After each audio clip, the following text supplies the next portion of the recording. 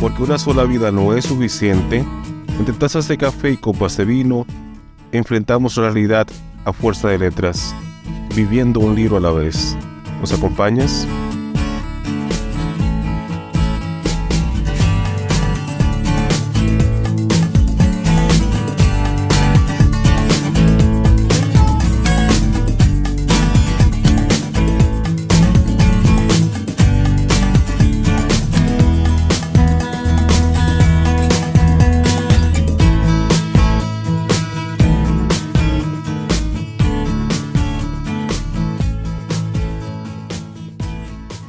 Conversamos con Manuel García Cartagena sobre su novela Una guerra de sueños.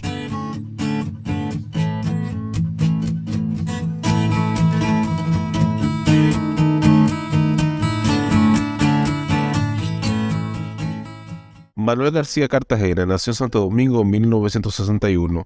Es doctor en Letras Francesas Modernas por la Universidad François Rabelais de Tours, Francia, con una tesis titulada Las apuestas del yo en las novelas de los surrealistas.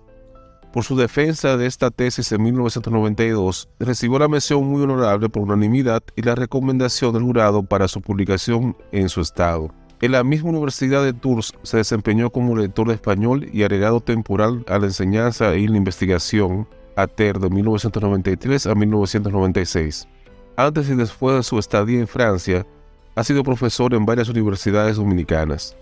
En la actualidad pertenece al equipo docente del Instituto Superior Pedro Francisco Bono. Paralelamente, desde 1999 hasta la actualidad, ha realizado una intensa actividad como autor y editor de libros de texto de lengua española y literatura para varias empresas transnacionales, como Editora Norma, Grupo Santillana y Grupo SM, y nacionales como Fundapec y Casa Duarte, donde en la actualidad desempeña el puesto de editor de lengua.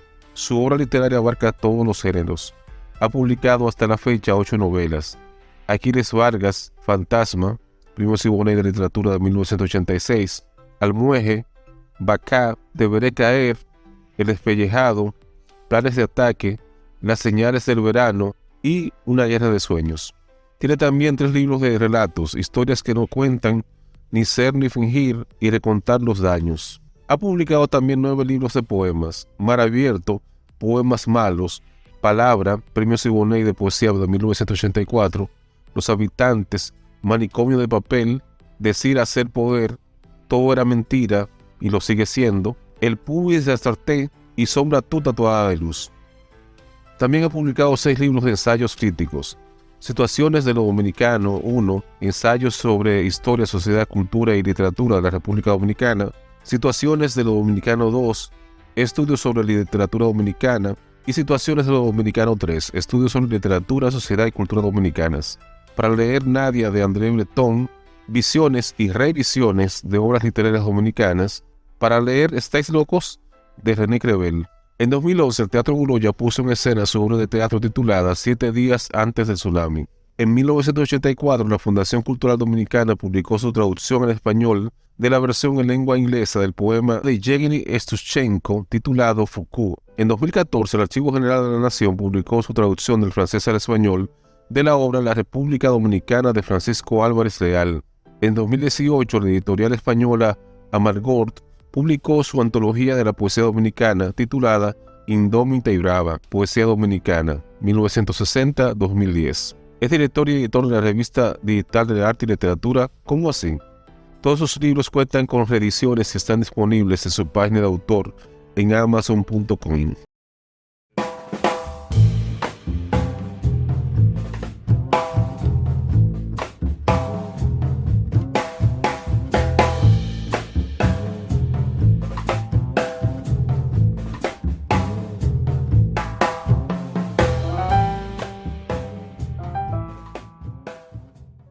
Una guerra de sueños.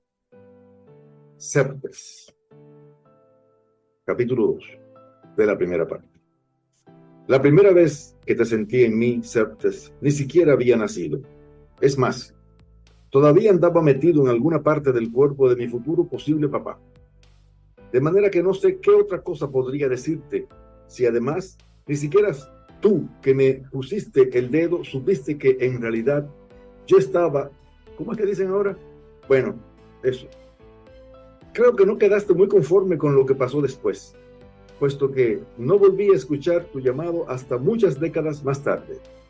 Mientras tanto, luego de llevar lo que se dice una auténtica vida de mierda, comencé a disolverme entre libros y una multitud de trabajitos inútiles hasta que poco a poco, casi sin darme cuenta, me fui convirtiendo en Nemaul.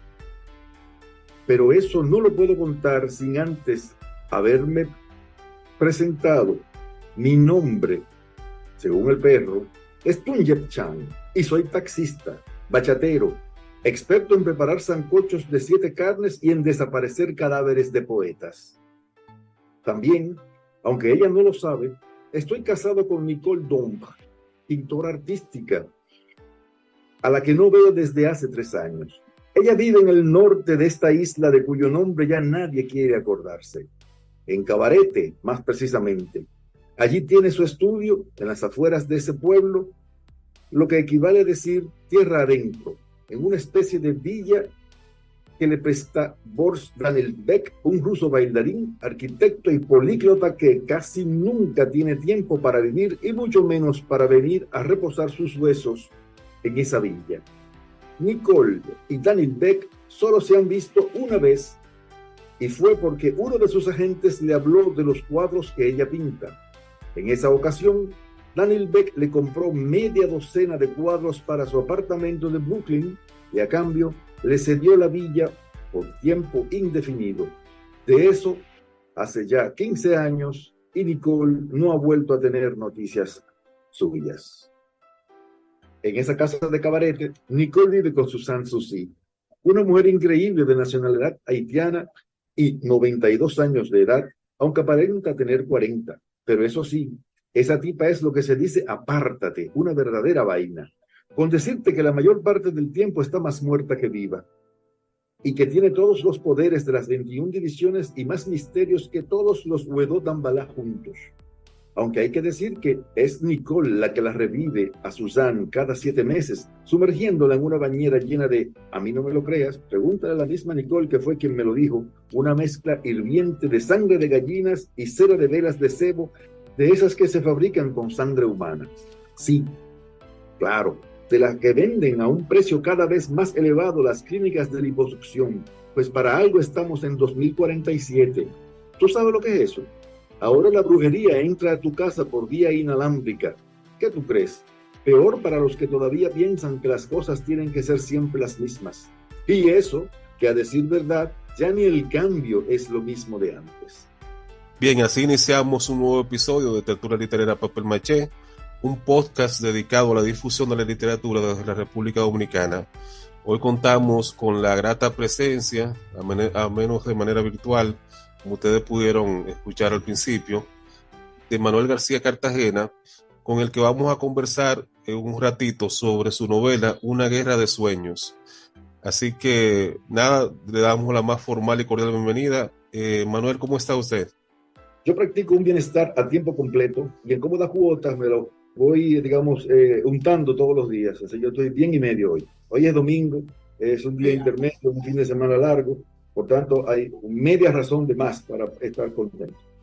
Ah, qué bien, qué bueno, Manuel. Entonces vamos a, de una vez, sin perder más tiempo, hacerle una pregunta que siempre le hacemos a los invitados que traemos por primera vez al podcast, que es cómo fueron sus inicios en esto de la creación literaria y más o menos que nos haga un resumen de cuáles han sido los principales hitos de esa trayectoria literaria suya. Para yo poder responder esa pregunta, yo tendría que ser una sola persona, y es que yo soy muchas personas. Yo no sé si debo comenzar por el principio, porque los principios conmigo son constantes. Hoy mismo yo estoy comenzando una nueva faceta de mi existencia, que es la de dar entrevistas. A mí nunca me ha gustado, pero lo repito, nunca me ha gustado conceder esto.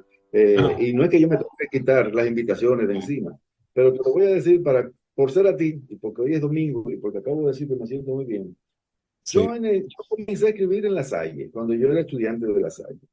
Los compañeros míos se burlaron de mí olímpicamente, porque a nadie en su sano juicio se le iba a ocurrir ponerse a escribir literatura, porque a mí me tomó la cosa, no por sorpresa, me tomó en serio. Yo comencé con una novela que se llamaba Azul, lo recuerdo.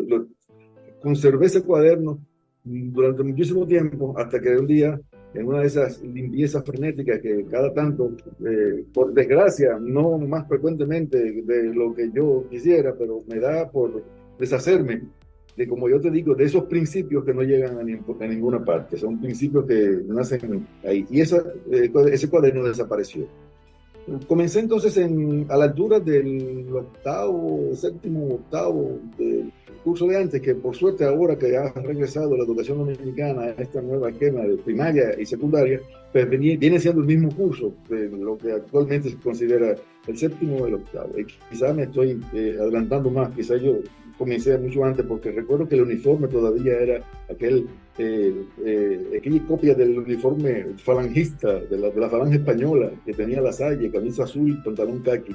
Por tanto, eso solamente se hizo hasta cierto curso en la primaria. Y debe haber sido entonces hacia sexto, vamos a poner que fue hacia sexto. Ese es el inicio real de mi carrera, vamos a decir así, que es una carrera que yo todavía estoy corriendo, o sea, por tanto yo no tengo ninguna carrera, yo soy un caminante nada más. Y entonces, yo luego fui evidentemente creciendo, me fui poniendo calvo, que es como yo suelo decir cuando me hago el interesante, porque en mi época de cabello yo era polifacético, yo era músico, yo era pintor, yo era sobre todo muy paraguayo, y me daba por leer mucho. Yo tuve más encuentros con los libros, pero del lado de afuera que del lado de adentro, y tenía varias ventajas. Yo leía inglés, leía el francés, posteriormente aprendí a leer el italiano. Yo me alfabeticé entonces en 3 idiomas desde muy temprano, y a los 17 años ya yo me había hecho todos los cursos de la Alianza Francesa. A los 18 yo era guía turístico en el Palacio de Diego Colón, lo que llama el Alcázar de Colón. Eso me ayudó por lo menos, a tener la impresión de que yo hablaba. Es cuando yo me voy a Francia que me doy cuenta que yo no hablaba un carajo, yo tenía que seguir aprendiendo, y ahí donde yo desarrollé mucho más la competencia del francés. Evidentemente que haber llegado allí, a ese país, hablando la lengua, pues me ayudó bastante. Comenzar a escribir. Mi primer libro sale a los 20 años, 1981.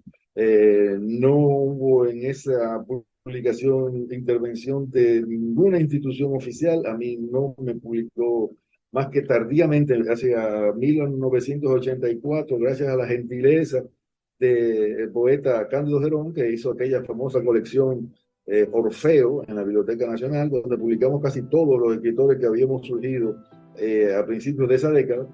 Es mi única publicación oficial, en el sentido, entre comillas, en que a mí no me gusta emplear esa palabra. Luego todos mis libros han sido o ediciones de autor, o ediciones, digamos, por efecto de haber obtenido uno de los premios Ibonés, de los cuales yo obtuve 2, uno de novela y uno de poesía. ¿Y para qué te cuento? Soy un hombre feliz y afortunado. No sé si como principio eso sirve, pero ahí está. Sí, perfecto. Hay que hablar un poco de sus lecturas en esa época de sus inicios. Usted dice que leía en diferentes idiomas, francés, me parece que inglés también mencionó. ¿Cuáles fueron las lecturas más, digamos, representativas de ese periodo de su vida? Oh, claro, fíjate, en aquellos años, mucho. Yo recuerdo que mi autor favorito era Hermann Hesse. Yo leí muchos libros de Hermann Hesse. Como yo te decía, yo fui precozmente iniciado en el antiguo y difícil arte de la paraguayería. Hermann Hesse, cuando uno lo lee antes de los 20 años, te contagia un idealismo y un romanticismo difícilmente superable.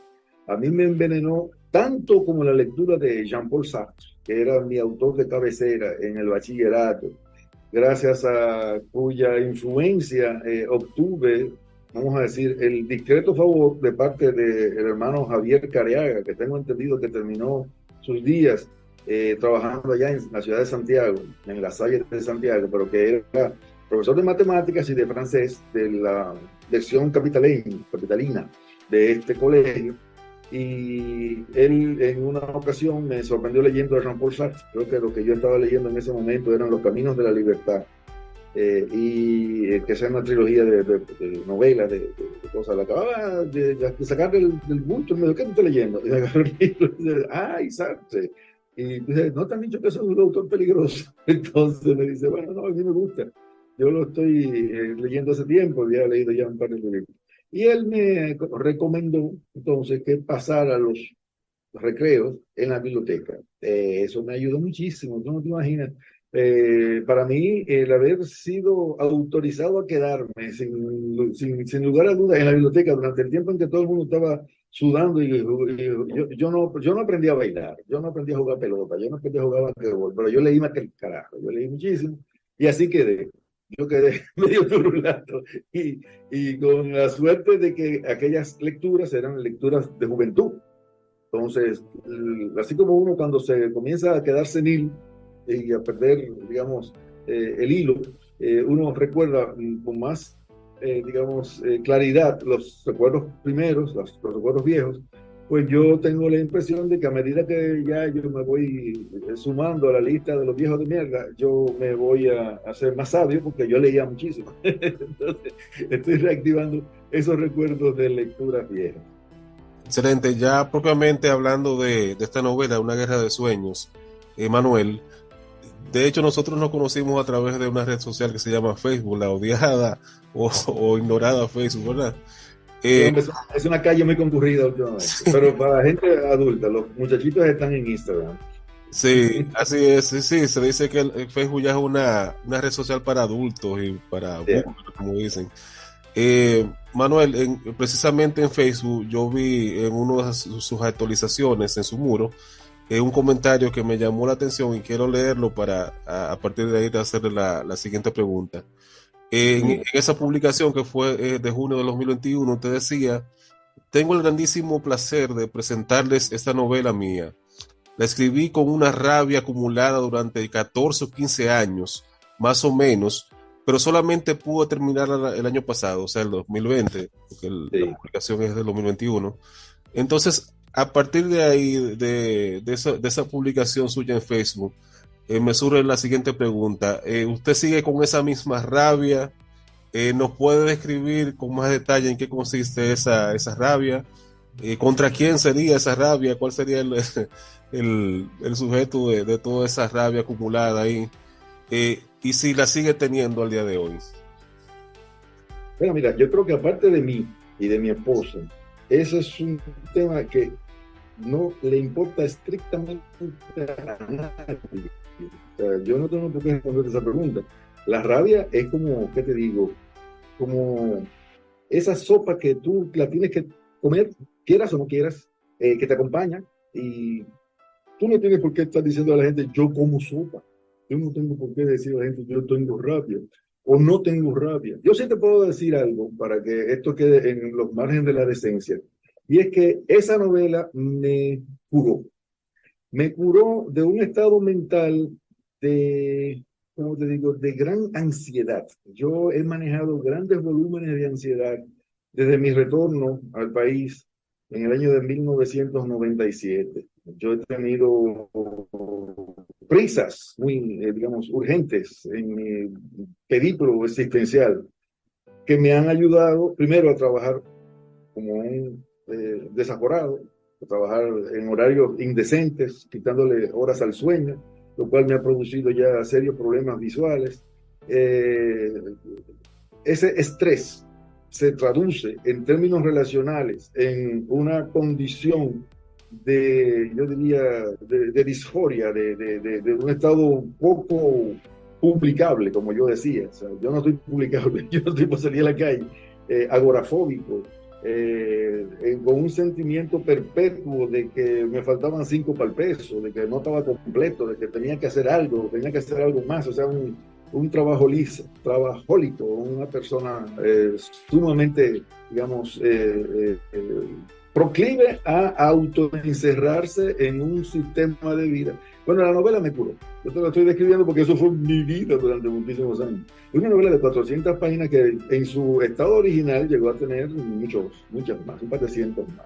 Yo estoy bastante orgulloso de ese texto, lo cual me permite tener la seguridad de que ni el diablo la va a leer, porque la mayoría de los libros que los autores consideramos que son nuestras mejores obras no son los libros que a la gente le gusta más, y mucho menos en una época en la que la mayoría de los textos son leídos desde la perspectiva de déjame ver qué fue lo que le pasó a este loco, o sea, de descubrir la realidad en un trabajo literario, cosa con la que ningún lector mío se va a juntar nunca. Eso no hace esquina con mi forma de ver la literatura.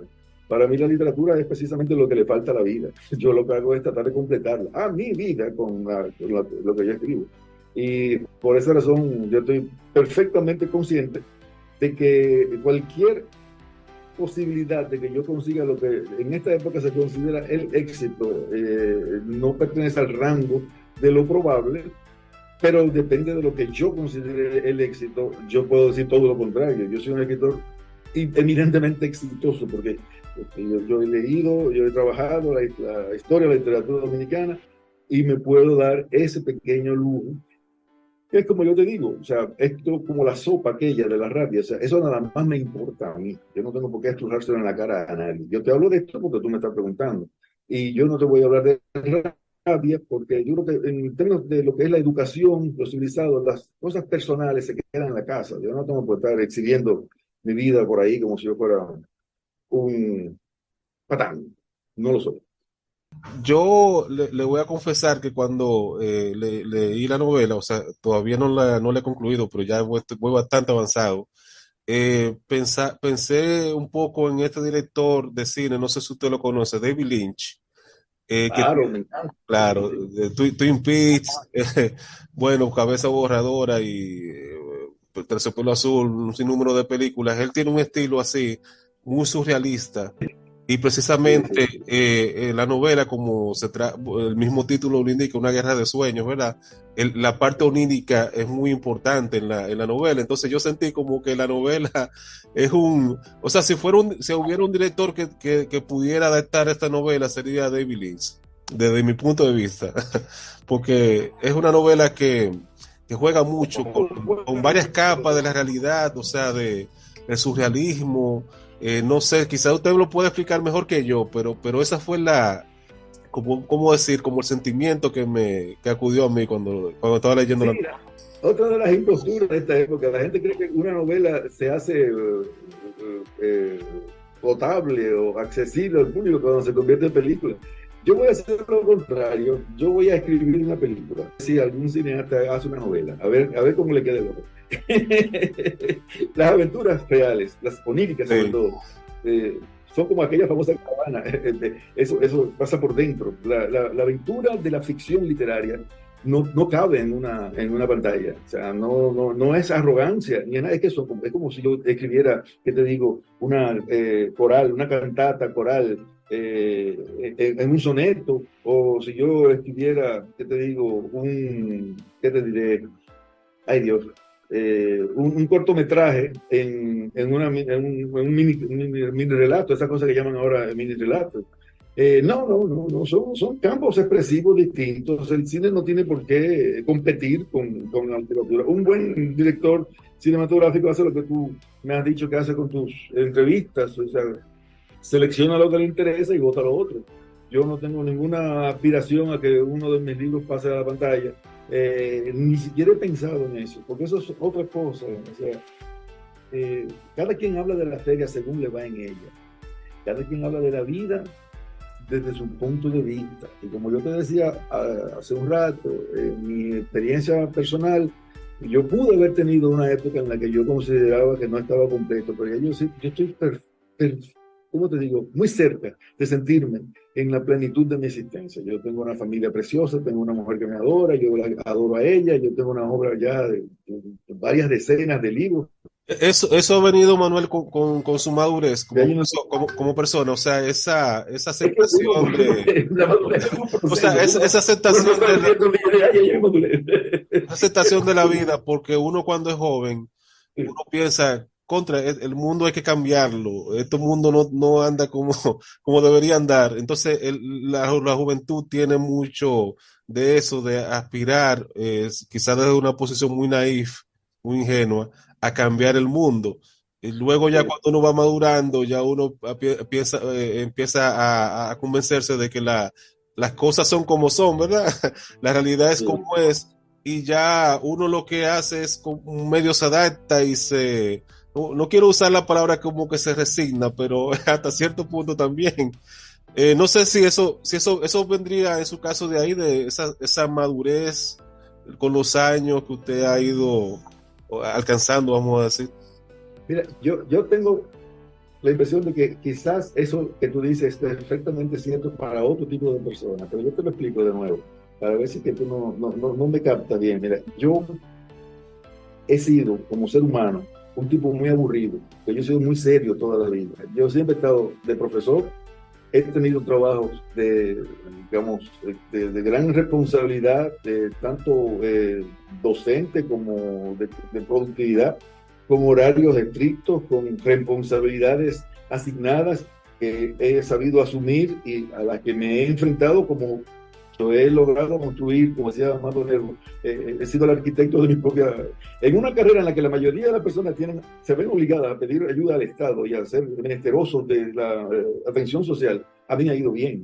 O sea, en términos de lo que yo entiendo que es lo que alguien se puede considerar como bien establecido, yo tengo una situación en la que me siento cómodo. Sí, Cuando te referías a la madurez, yo debo suponer que te refieres al hecho de ponerse viejo. No, como eufemismo, sí, yo lo comprendo, pero es que es una cosa, o sea, yo como joven era un joven muy maduro. No quiere decir que yo no hiciera disparates, los hice a montones, muchísimos, toneladas de disparates, algunos de ellos terribles. Pero yo nunca he mirado hacia el pasado con ojos de arrepentimiento, porque yo en todo momento, incluso cuando hacía los disparates, yo hacía los disparates que yo quería. O sea, era algo que yo no puedo alegar demencia en ningún momento de mi vida. Yo estaba hay, muy hay- hay consciente de que algo, hay algo que no quiero estaba dejar pasar, Manuel, en lo que usted decía ahorita. Que ah, en este ambiente, bueno, que nos ha tocado vivir en República Dominicana, el ambiente cultural, muy condicionado por la relación de los trabajadores de la cultura con el Estado, ¿verdad? Y como mm, usted decía, se desarrolla mucha dependencia del Estado. Y yo me identifico mucho pero es con un error terrible. claro, exacto, porque el Estado no es el que hace la cultura. El Estado lo que hace es administrar unos fondos que por cierto, eh, cada vez son menores hacia la cultura como tal. O sea, dedica menos recursos el Estado dominicano a lo que es la difusión, vamos a decir, y el trabajo cultural. Entonces, yo me identifico mucho con eso, porque Mm, de hecho, este mismo proyecto del podcast es un proyecto totalmente independiente. O sea, yo no le he pedido permiso ni ayuda a nadie, mucho menos al Estado para hacer lo que yo quiero hacer. mm, Es algo que yo quiero hacer porque sale de mí hacerlo. O sea, nadie me está obligando a hacerlo. Yo lo disfruto hacerlo y entiendo que eventualmente yeah. esto puede ser útil para alguien. Pero Mira, sí, esa yo reflexión yo creo que es muy, muy necesaria hacerla. sí. O sea, no podemos dejar el trabajo y la difusión y el fomento de la cultura al Estado, ¿verdad? Y tenemos que nosotros, de alguna Yo manera, no estoy interesado en sí, dar consejos de vida a nadie. Cada quien hace lo que sí, cree que puede hacer. Y si uno se pone a criticar la manera en que las demás personas que nos acompañan en este camino que es la vida, sí, eh, si uno se pone a criticar cómo se ganan la vida, pues uno se coloca por encima como si uno fuera un super sujeto. Y ese no es mi caso. Yo soy en exacto. eso muy respetuoso de cómo cada quien se gana sus habichuelas.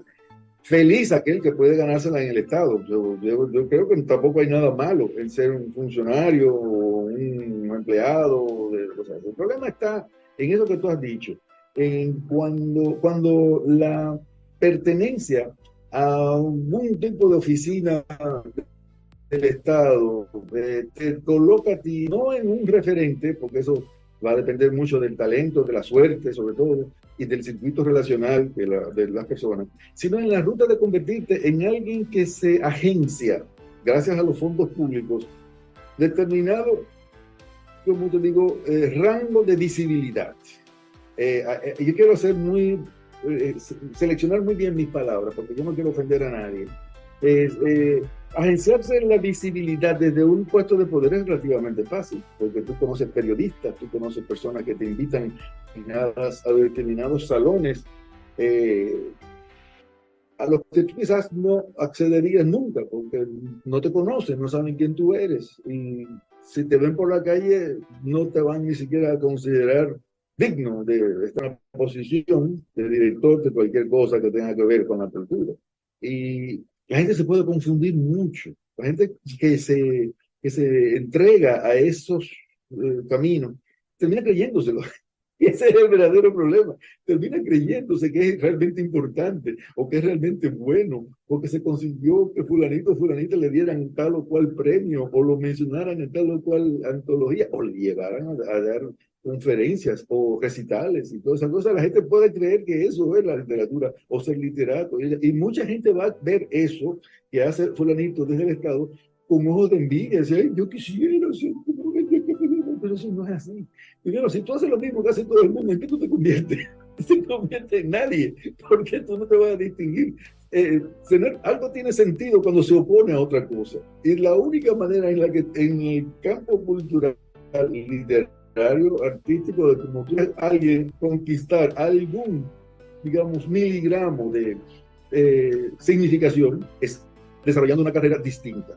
Por lo menos en este periodo de la posmodernidad, en la que todos los caminos están tan trillados que ya no va a nadie a inventar nada nuevo, es más difícil significar, precisamente porque todos estos caminos ya son catapultados desde las redes sociales. Y todo el mundo dice, no, pero eso lo hizo fulanito, no, pero lo que hizo. Todo el mundo cree que está denostando cuando alguien dice que fulano hizo una novela que se parece a la que hizo fulano de tal. Y no, no es así. La significación, la oposición a la que yo me refiero, es precisamente aquella que solamente puedes dar tú, aquella que ningún curso de redacción, ni da ningún diploma a tu trabajo, ya sea como músico, como pintor, como escritor, lo que sea, es tu cociente humano, el resultado de esa rayita que tú trazas cada noche, cuando cierras los ojos y dices, mira, hoy yo hice aquello, ayer yo hice tal otra cosa, y esto, punto, se me va a convertir en esto. Esa reflexión, esa introspección que uno suele hacer, no tiene nada que hacer, cuando tiene sueño, ¿no? Yo no sé cómo lo hacen los demás, pero yo lo suelo hacer para dormir, para ayudarme a reconocer. Y es una manera muy interesante de aprender a escribir, porque esa rememoración es precisamente la materia prima de tus sueños y de tu literatura. Mío, es el que te hace distinto. Es ahí donde tú vas produciendo, fabricando tu singularidad personal. Sin eso, tú te puedes bañar de oro, tú te puedes hacer todo lo que tú quieras, pero tú no vas a ser distinto, tú vas a ser igual que todo el mundo. Y ese es el problema del Estado. El Estado homologa, convierte en más de lo mismo al que se le ocurra la mala idea de confundir el poder con la cosa que esa que sea que está haciendo ahí. Eso tampoco es poder. Eso es estar en un contubernio constante. Es una trampa terrible, sobre todo. En una función de funcionario, tú eres una simple función, un botón que se oprime para que tú funciones de determinada manera. Y tú terminas hablando una lengua que no es la tuya, que es la lengua del partido que te puso, la lengua del jefe que te tiene pisado, a los que tú te juntan para acabar con los que no están en el Estado, porque tú sabes que te están atacando por el simple hecho de tú estar ahí, etcétera. Ponlo como tú quieras. Es una forma de pertenecer a una estructura de ese corte y creer que eso es la cultura de más. El otro problema está ahí, que la persona que no pertenece al Estado observa eso como donde muchas comillas, mayúsculas y letras lumínicas, a ese la cultura. ¿Por qué? Porque ese es el gran problema, que aquel que no está en una oficina del Estado está fuera de la cultura, a los ojos del gran público consumidor, del gran público manipulado, que es como a mí me gusta más decir. Pues, así como yo no tengo por qué dar clase de eso, yo no tengo razón, yo tengo mi razón. ¿Ves? Eso es otra cosa de la que tú te salvas. Cuando tú no tienes que representar una doxa, una opinión oficial, tú puedes decir lo que tú quieras, porque a ti ni te van a hacer caso, ni tú estás en la obligación de darle clases a nadie. Cuando yo doy clases, yo cobro. Así es. Eso es todo.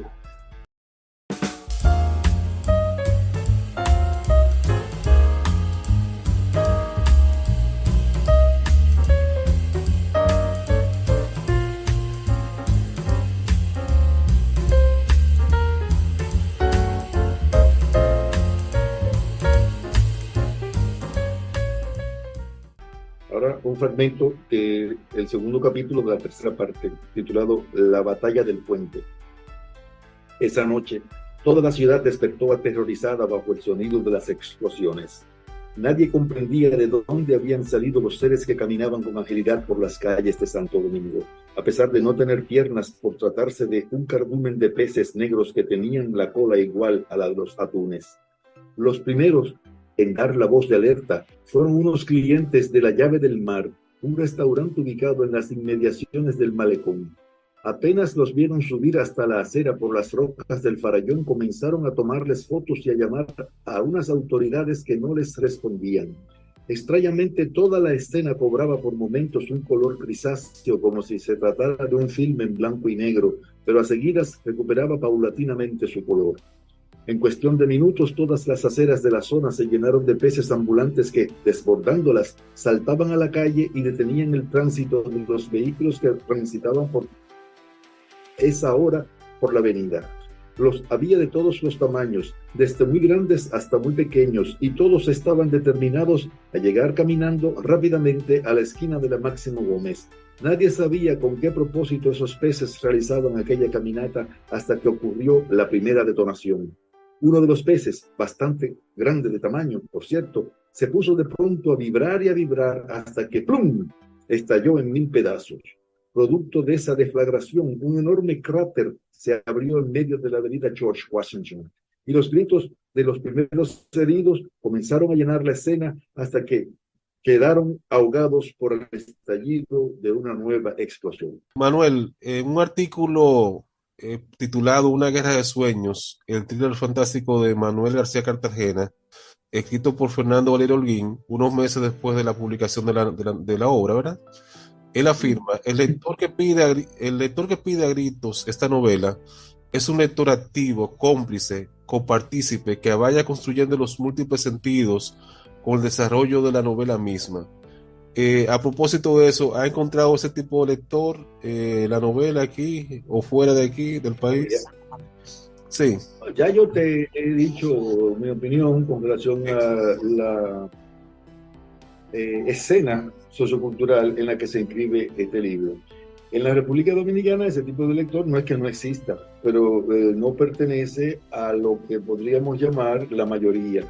Son personas que se han formado en un siglo que ya terminó, el siglo XX, que han adquirido destrezas acompañadas con unas experiencias de lectura y hasta de escritura, ¿por qué no?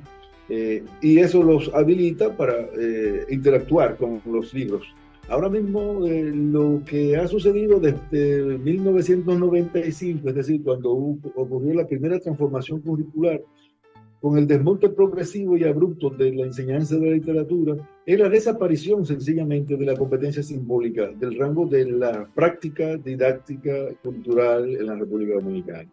Y eso es algo que hay que deplorar, hay que lamentarlo y debemos considerarnos que conviviremos con personas que van a desarrollar otras competencias, ¿por qué no? Porque la naturaleza humana compensa, tiene quizás más capacidad para cosas que no tienen nada que ver con lo simbólico.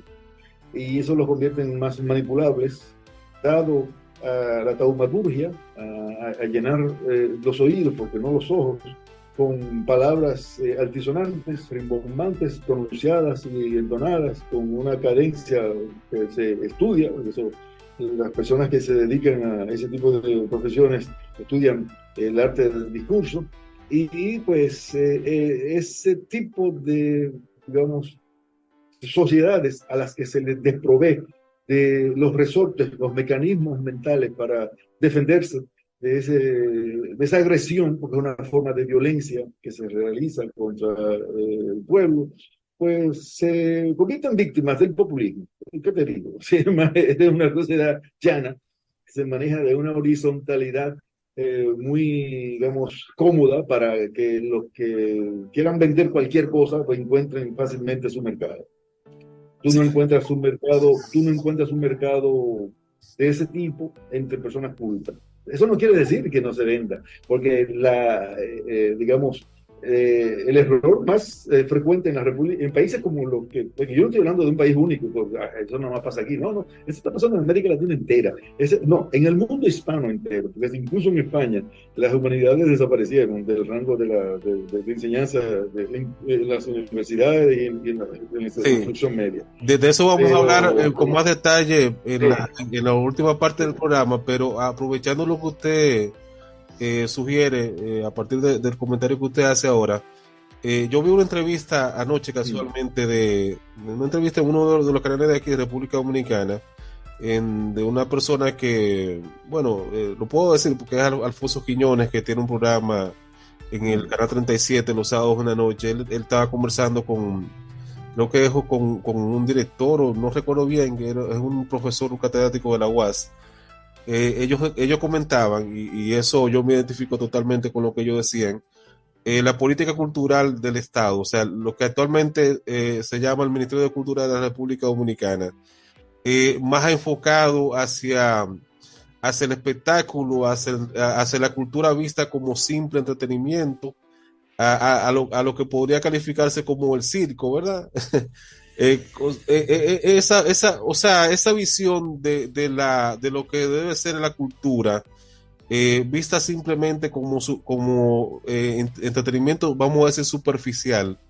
Eso es lo que usted entiende que es así, que eso es lo que se está desde el Estado impulsando como visión de la cultura. Mira, es que dicho así, cualquiera cree que eso de lo que tú hablas es un problema de este gobierno. Eso no es un problema de este gobierno.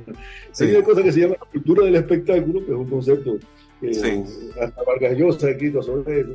Y hay otra cosa que es precisamente la confusión entre el papel del Estado como agente promotor y el papel del Estado como agente productor de cultura. Ahí es donde todo el mundo se equivoca. De eso yo te hablaba hace un rato. Cuando tú veías a José Rafael de la Antigua dirigir una política de cultura en la que se arrogaba él el derecho de ser el editor y convertir al Estado en el competidor de las editoras. Exacto. Tú veías lo mismo que está haciendo el ministro de Educación en este momento, pero a nadie se le ocurría criticarlo. ¿Por qué? Porque había una sociedad de cómplices en ese momento y todo el mundo encontraba santo y bueno lo que hacía aquel señor. Pero lo mismo que está haciendo Ángel Hernández con los libros de texto era lo que hacía el antiguo en aquel momento. Y no hay que confundir eso con el disparate que es criticar que el Estado se dedique a la cultura, como diría yo, de espectáculos. No la cultura como espectáculo, la cultura de espectáculo, es decir, los bailes, los conciertos, cosas así, porque eso es otra cosa. Eso ok, no es que se deba prohibir, porque yo entiendo que eso es parte de la cultura también. Lo que sucede es que la incapacidad de gestionar unas agencias como las que se movieron durante los gobiernos del PLD, por razones obvias, porque ellos agenciaron el apoyo de todo el sector literario dominicano para convertirlo en lo que yo te decía, en una fábrica de premios espurios que se compraban y se repartían entre ellos mismos y que se mantuvieron todo el tiempo como si eso fuera una especie de fabriquita de millones de pesos. Eso se movía un buen capital ahí, pero nadie lo criticaba. Ahí no había voces que criticaran eso. Porque primero no encontraban espacio en los periódicos para divulgarlo, y segundo, porque muy posiblemente a mucha gente eso le parecía bien. Porque allí donde no hay capacidad para reflexionar, tú aceptas cualquier cosa que te digan y aplaudes, como si fuera un muñequito de eso que tenían la gente del circo antes. Yo no sé ahora, yo no voy al circo hace mucho, yo prefiero verlo en la calle.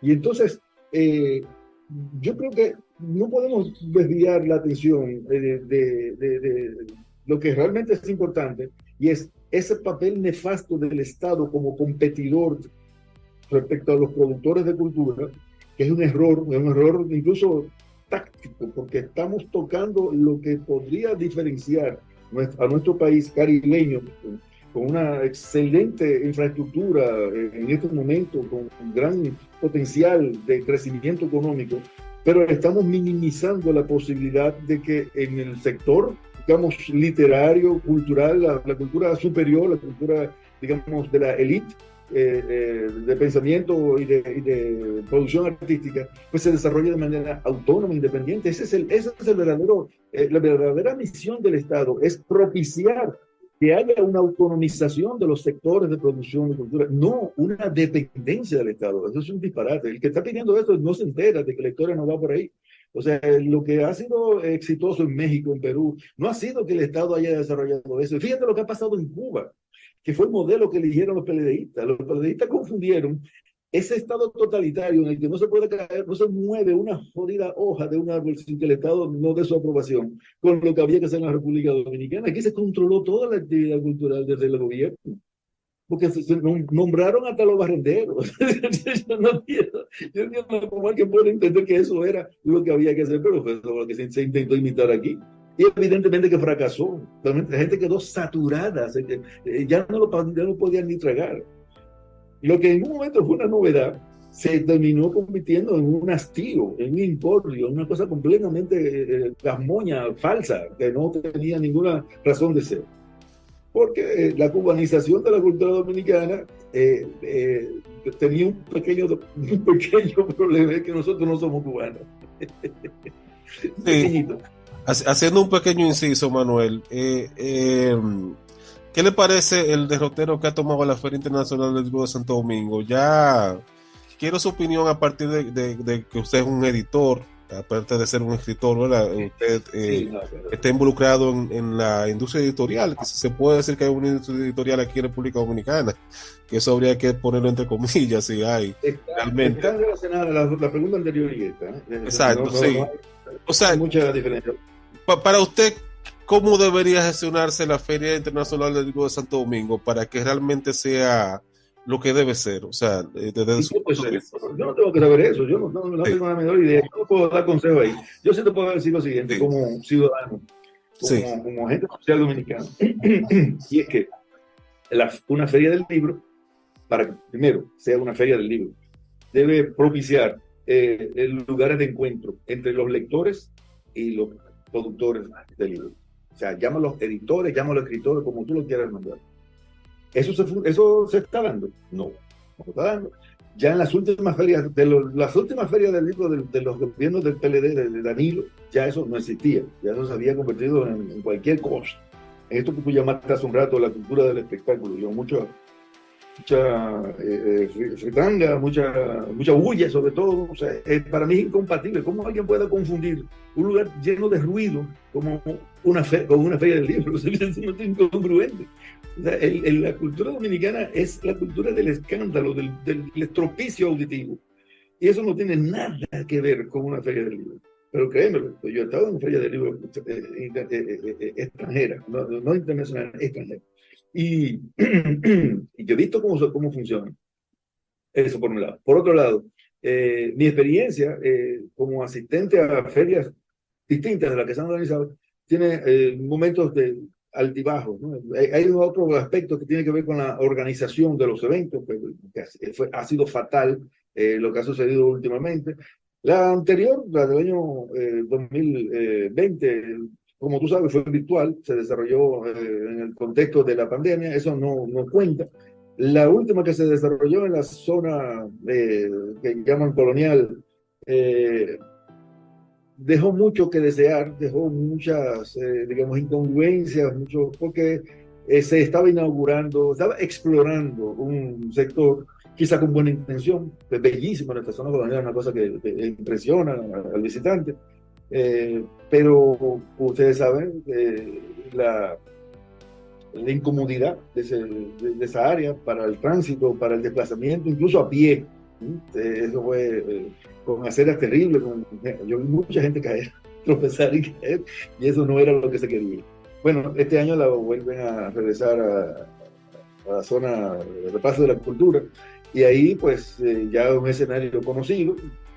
Muchos de los que participan en la organización tienen experiencia, y eso habla muy bien, tiene muy buena voluntad, son gente jóvenes, con talento, incluso con obras, digamos, editoriales de importancia. Otros son, ¿cómo llaman? Activistas culturales, ¿no? Animadores culturales, que manejan grupos de poetas, de escritores, o sea, tienen lo que yo llamaría el savoir-faire, tienen la competencia suficiente para dedicarse a ese tipo de ministerio. Yo no tengo ni deseo tampoco, ya demasiado complicada es mi vida y yo no me voy a coronar ahora como un redomado idiota hablando de lo que yo no sé. Yo no hago eso. Yo no puedo dar consejos en ese sentido. Bien, Manuel, ya para concluir, como siempre digo, lo bueno siempre dura poco. Lamentablemente, se va rápido el tiempo. Ya una última pregunta para concluir este conversatorio. Recientemente usted fue, vamos a decir, admitido, o se celebró su ingreso a la Academia Dominicana la Academia de Ciencias de la República Dominicana, y en su discurso, en esa ocasión, usted decía, sin abandonar e incluso reforzando la enseñanza en las áreas técnicas, resulta más que necesario volver a introducir en nuestras aulas la enseñanza de las humanidades.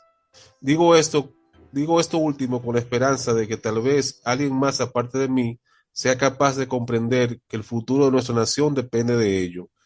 Y a partir de ese fragmento de su discurso, ¿por qué usted considera que las humanidades resultan tan importantes en este momento histórico aquí en la República Dominicana?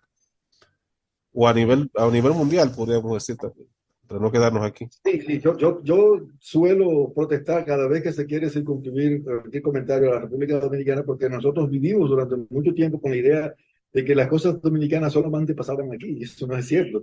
Nosotros O somos sea, una isla, o media isla, pero nosotros... no hay una excepcionalidad, o sea, no hay una excepcionalidad dominicana, ¿verdad?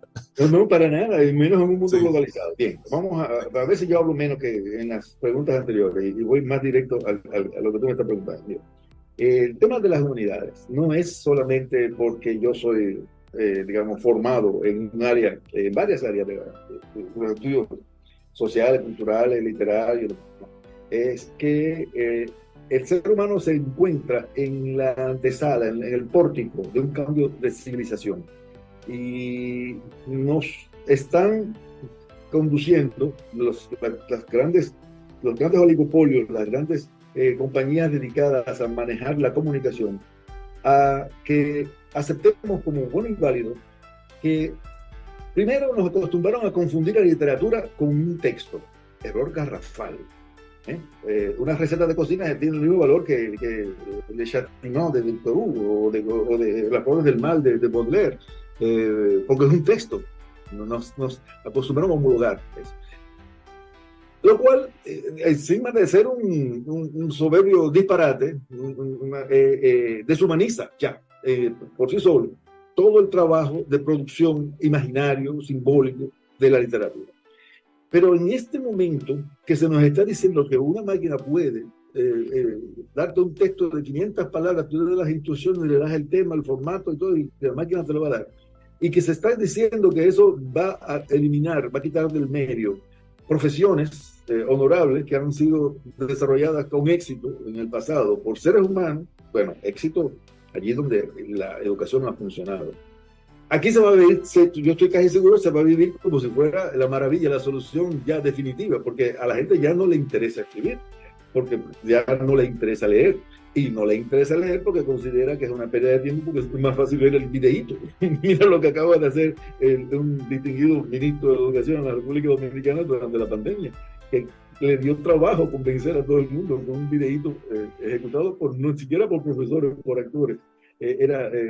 Podía reemplazar una clase. O sea, cuando uno se inserta en esa espiral sin fin de la sustitución, una especie de metadona epistemológica, una droga de sustitución, uno termina deshumanizado. Entonces, las humanidades, precisamente, es el camino contrario.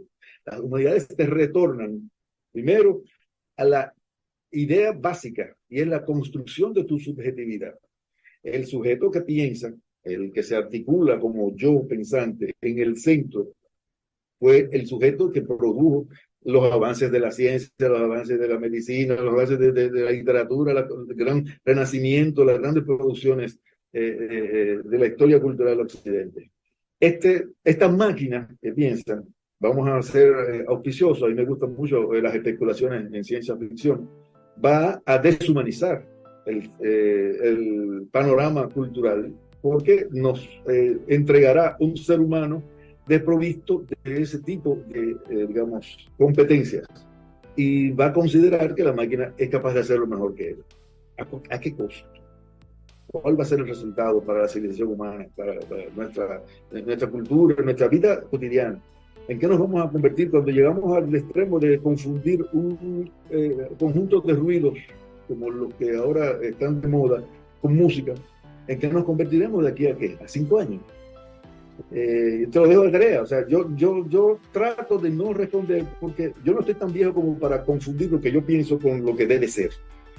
Parece que es un modelo también caduco que en nuestro país se viene repitiendo a lo largo del siglo XX. Todos los intelectuales confunden sus ideas con un modelo del deber ser, del poder, que yo detesto y que sobre todo considero manipulatorio y aborrecible.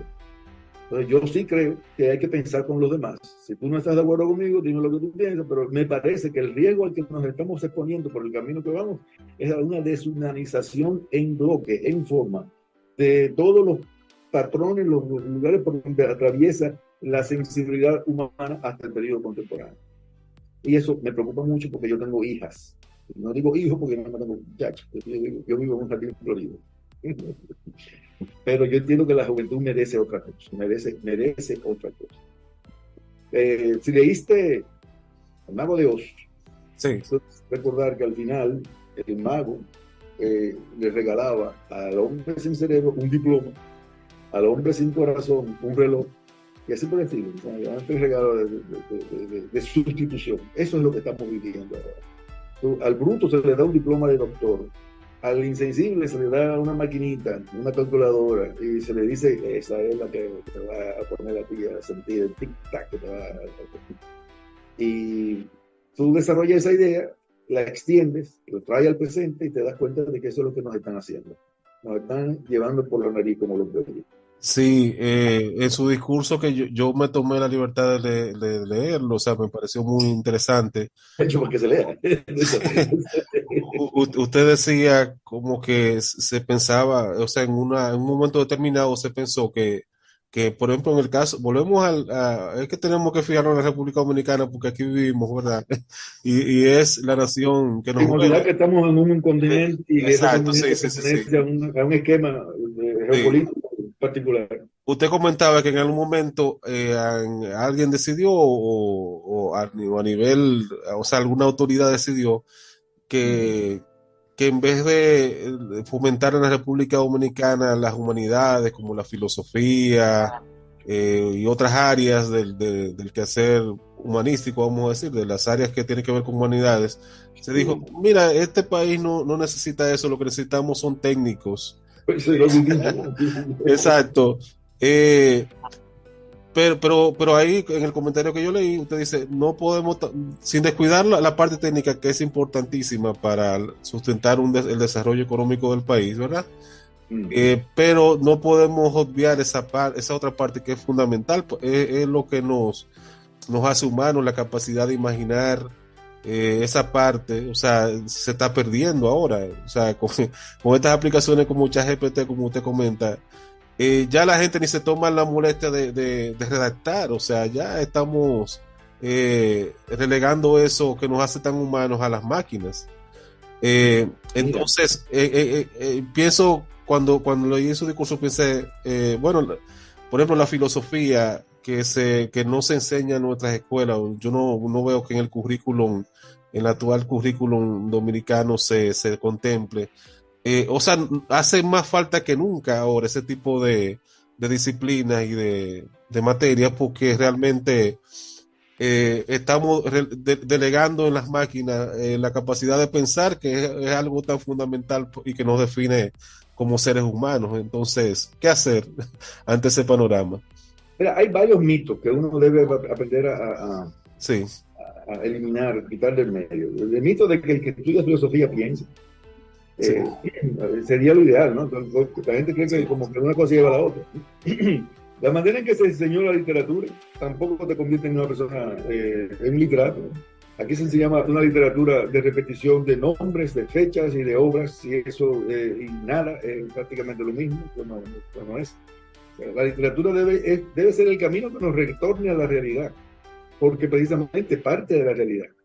No hay imaginación que esté como el Espíritu Santo flotando sobre las aguas en el origen de la creación. La imaginación nace de la vida, tiene sus pies bastante bien enterrados en la mugre, en el lodo, en el muermo de la realidad social y cultural, de la historia y de todo lo que tú quieras. Pero el profesor debe ser el que conduce al estudiante, al lector, a que encuentre los puentes, los vínculos de retornar aquello que ha sido escrito al lugar de donde proviene. ¿Cómo? Bueno, a través del estudio de la historia, a través del estudio de la sociedad, del estudio de la cultura, en medio de una discusión, porque no es que tú vas a detener tu clase de literatura, tú estás hablando de literatura, pero para que eso se pueda entender, tienes que retornar a las bases desde donde las nociones que están expresadas de manera simbólica cobran sentido. Eso es lo que no se ha hecho en la República Dominicana. El otro mito que hay que derrumbar es la idea de que se está perdiendo. Aquí no se está perdiendo nada por las encías donde que nosotros nunca lo hemos tenido. Cuando uno estudia la historia de la educación, uno se da cuenta de algo que escapa a la percepción habitual, porque la gente habla de la época de la enseñanza normal y dice, se eliminaron las escuelas normales y desde ese momento la educación dominicana, pero ¿y cuál era el alcance de aquellas escuelas? En términos estadísticos, la proporción de personas que se formaron en la República Dominicana es sumamente escasa y circunscrita a escasas localidades, las grandes ciudades, Santiago, La Vega, Puerto Plata, la capital, Santo Domingo, y para de contar. El resto del mundo, el resto del país vivía en una especie de inopia, de incuria completa, porque hacía falta una gran proporción de personas analfabetas para que la maquinaria se moviera. La maquinaria del Estado, que siempre ha sido el principal empleador. Y aún así, todo el mundo dice, mi abuelo tenía una letra preciosa, mi abuelo apenas llegó a un sexto curso, y tal cual. O sea, las historias de vida confunden tener una buena letra con ser alguien que ha sido formado. Para que sigas viendo hasta dónde llegan los mitos en el momento en el que estamos hablando, el problema son las pruebas PISA, las pruebas estandarizadas internacionales, en las que nuestros estudiantes están obteniendo pésimos resultados. Y el sistema educativo dominicano tropieza con sus propios pies cada vez que quiere corregir eso. Entonces yo te digo, no es ningún secreto que la persona que no tiene una competencia lectora simbólica tiene más problemas para acceder a la comprensión de los otros modelos textuales. Eso ya se ha estudiado. No es ningún secreto que la persona que no ha sido alfabetizada en una lengua silábica como el español va a tardar más y va a leer de una manera muy distinta a como lee una persona acostumbrada a la lectura silábica, por la sencilla razón que esto es una prueba de optometría, de que los renglones de los libros llegan a un punto y terminan en un guión. Entonces, tú no tienes libros que estén escritos de manera global. El ojo humano se va habituando a la lectura con un proceso largo de entrenamiento, largo de ensayo y error. Entonces, el modelo lector con el que se está trabajando, el modelo de la lectura global, que es el que va a conducirnos a los últimos peldaños, porque la gente no quiere entender que no es una crítica a un método ni a una personalidad de la educación, es a una manera de concebir el sujeto que es el destinatario de ese modelo. Todas las teorías de la educación, todas las teorías de la lectura, todas las teorías de la didáctica se apoyan en una elaboración psicológica del sujeto al cual está destinado esa teoría, ese diseño curricular. Y el diseño curricular contemporáneo dominicano es el sujeto hablante de una lengua extranjera. Nosotros estamos enseñándole español para unas comunidades que no hablan el español. Este currículum está destinado a que una persona que pueda tener el origen cultural que tú quieras aprenda de manera rudimentaria una lengua auxiliar, que vendría siendo su lengua segunda. Y eso es un error garrafal. Yo lo he dicho muchísimas veces y como si a nadie le importara, ni siquiera rebatir eso. Yo soy profesor de lenguas extranjeras y yo sé lo que te estoy diciendo. O sea, yo he visto unas currículas basadas en indicadores del logro que son los propios de las enseñanzas, de la enseñanza de las lenguas extranjeras. Yo te lo digo, en conocimiento de causa, entiendo que se acumulan los errores uno tras otro y por eso los pies tropiezan con los pasos que quieren darse. Bueno, Y, ese es y un, no, ese es no un hay 100 tema. soluciones, hay una sola solución, es regresar a lo que funcionaba. ¿Y qué era lo que funcionaba? Bueno, yo tengo la impresión de haber estudiado en una escuela que funcionaba. Yo tengo la impresión de que en los años 60 todavía en este país había una tradición, digamos, bastante coherente, porque se posaba en la construcción de un sujeto culto, un sujeto lector, de un hablante, que no estaba circunscrito por funciones. Yo no digo que cualquier tiempo pasado fue mejor, yo digo que aquello funcionaba, sencillamente. No necesariamente tiene que ser la repetición, no necesariamente tiene que ser la repetición del modelo, sino el tipo de sujeto que se construía en los años en los que yo estudié era un sujeto que funcionaba. Y no solamente en la Salle, eso funcionaba también en los liceos, funcionaba. Eso te lo puedo atestiguar cualquier persona que tenga más o menos mi edad. Funcionaba porque la persona salía de ahí con una competencia oral y escrita, con una competencia matemática, con un conocimiento de cultura general, que funcionaba. Evidentemente, aquello no tenía el alcance que debió haber tenido. Todo el problema de nuestra historia de la educación ha sido precisamente que no ha habido alcance, distribución completa, que no ha permeado las distintas localidades de la República Dominicana. No era que no funcionara, era que no había alcance. Se circunscribía a determinados sectores, todo eso. Ahora hay otro problema, y es quiénes serían los profesores de eso que yo llamo un retorno a lo que funciona. Porque ya se ha perdido un grupo terrible en la formación de los profesores. Y los diplomas que se están repartiendo son diplomas de participación, no son ni siquiera de formación. Te dan un papelito que certifica que tú has participado, no que tú has adquirido la formación necesaria. Yo dejé de la casa cuando me di cuenta de que eso era un timo, que están engañando a la población dominicana, porque no lo podemos quemar a los estudiantes, no los podemos dar una nota reprobatoria, no los podemos obligar a que lean, quieren estudiar literatura sin leer. Entonces, ¿tú has visto lo que es? Bueno, sin desarrollar la competencia de la comprensión lectora, que es imprescindible. Yo puedo hacer cualquier cosa, pero no un sinvergüenza. A mí no me gusta la sinvergüenza. Sí, sí, sí. Bueno, esa es nuestra realidad. Nuestro vino es ario, pero es nuestro vino, como dice. No, señor, no, señor. Yo soy Bueno, dominicano con mucho orgullo y yo sé perfectamente que aquí cuando se quieren hacer las cosas bien, es que se hace. Yo, no, y yo no comulgo con ese tipo de disparate. Eso es un disparate, lo que tú acabas de decir. eso es No un es que disparate. no hay ningún ario. Nosotros podemos hacer vino si lo queremos hacer. El problema es que el que se acostumbra a lo mediocre vive en la mediocridad. Exacto. Es simple como Sí, eso. sí.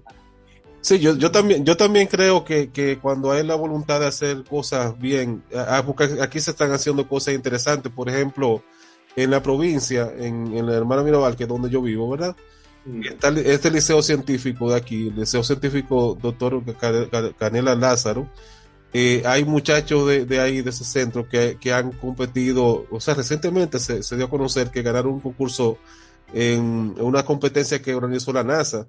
O sea, que aquí cuando hay la voluntad de desarrollar un modelo educativo que funcione, se ha podido hacer y de hecho se está haciendo, pero como usted dice, está muy focalizado, o sea, la influencia de ese modelo que funciona es muy limitada, cuando ese modelo debería extenderse a todo el sistema educativo, pero se mantiene muy, muy fragmentado, muy focalizado en algunos buenos centros, pero que en la generalidad no está funcionando. O sea, no estamos logrando los objetivos que debería lograrse con un sistema educativo.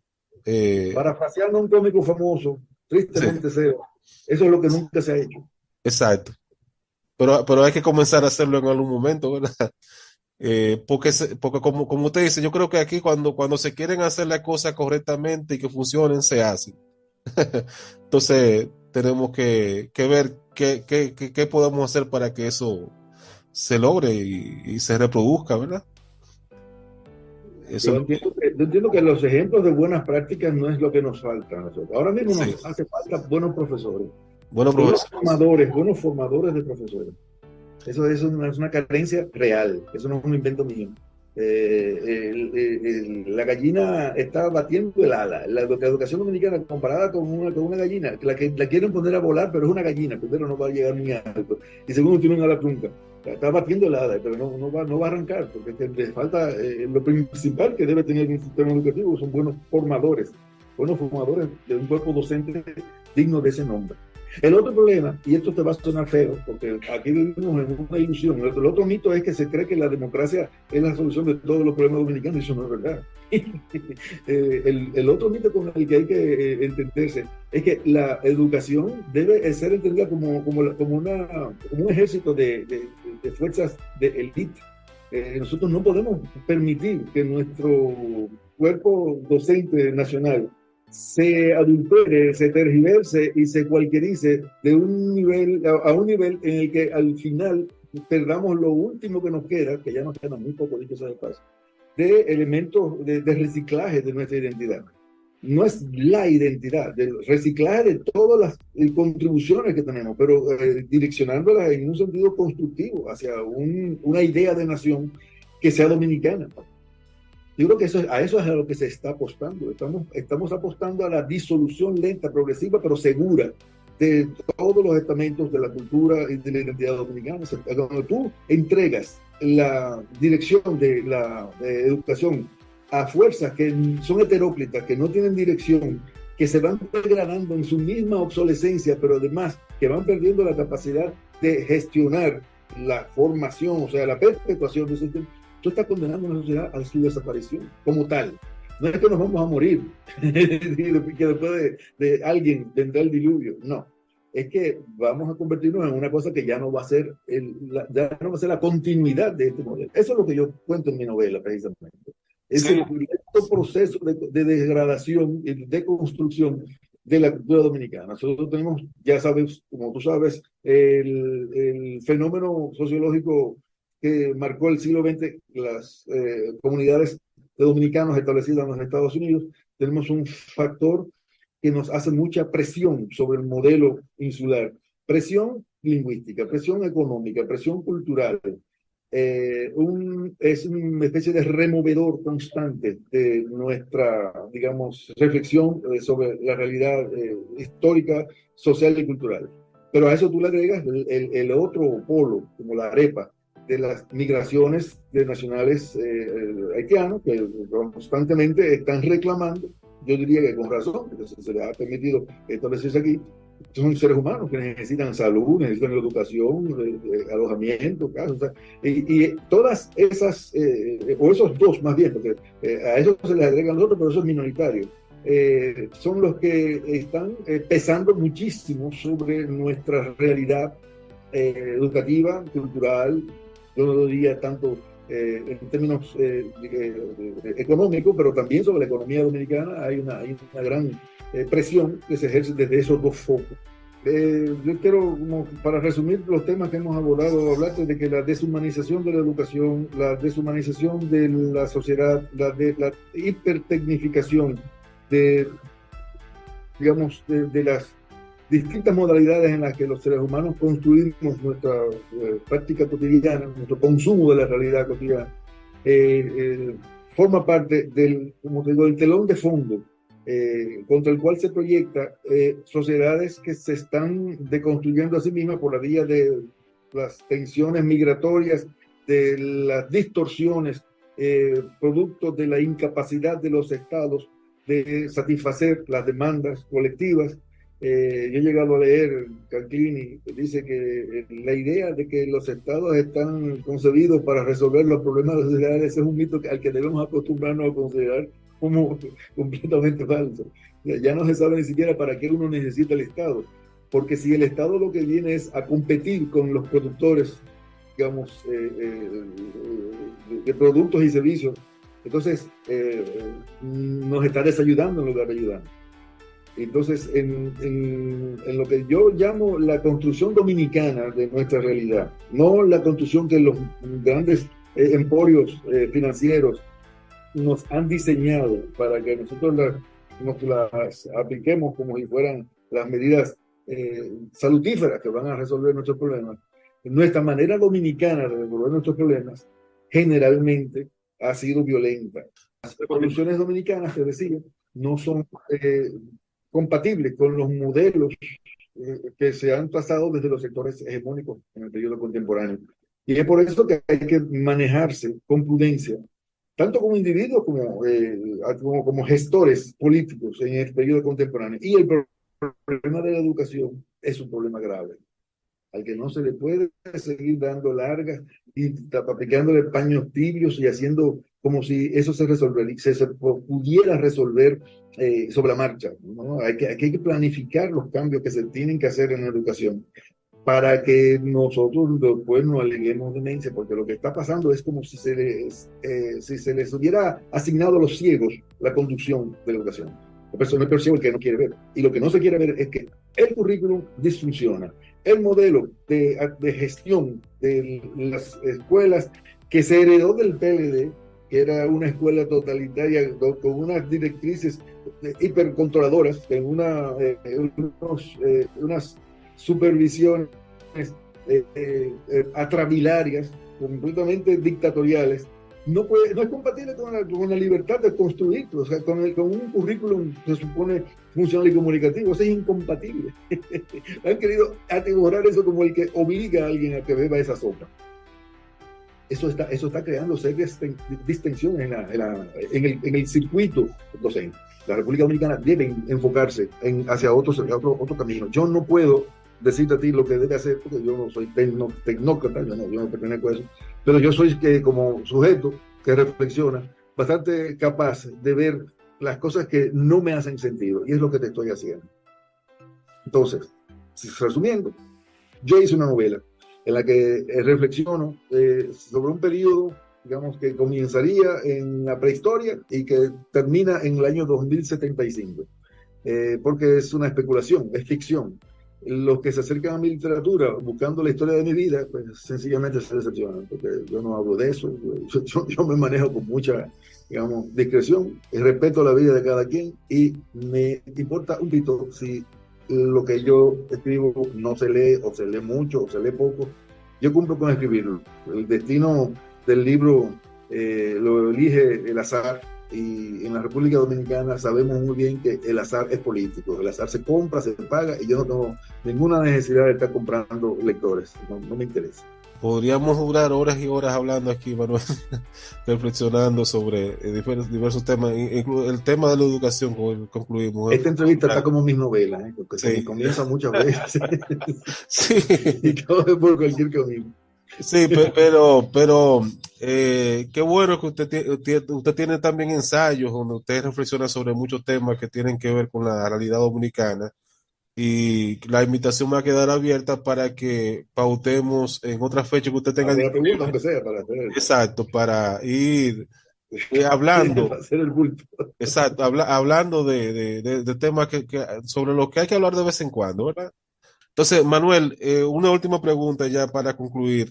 ¿Dónde los oyentes pueden adquirir un ejemplar de Una Guerra de Sueños? ¿Dónde está disponible la novela? Sí, mira, hay pocos ejemplares que se han ido vendiendo en la librería Mamey, ahí Okay. en las mujeres. Pero la mejor manera, yo digo que la que yo más recomiendo, es a través de Amazon. Okay.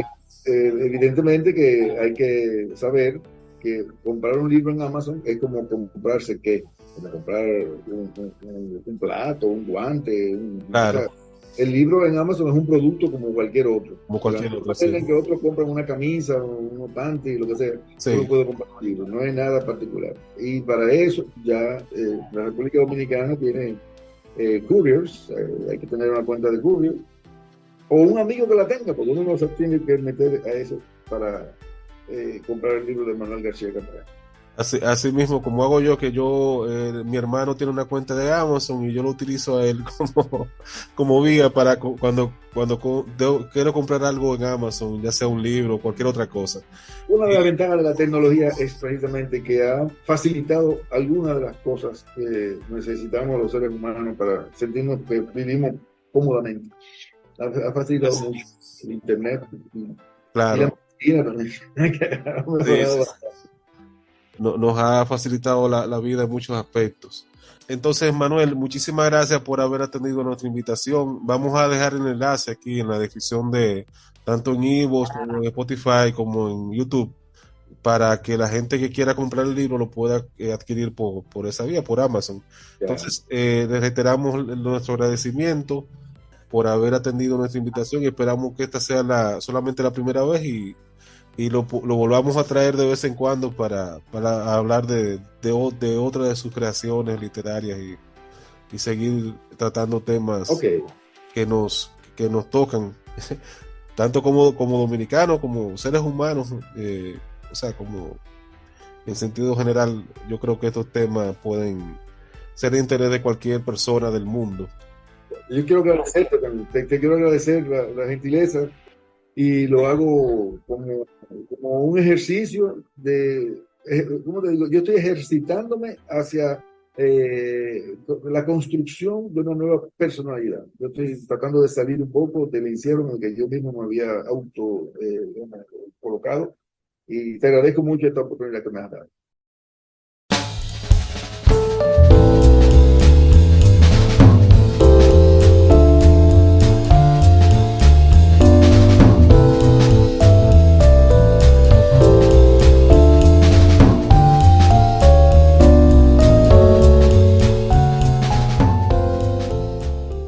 Y así concluye una entrega más de Textura Literaria Papel Maché. Agradecemos que nos hayas acompañado y te esperamos en el próximo episodio para seguir viviendo un libro a la vez.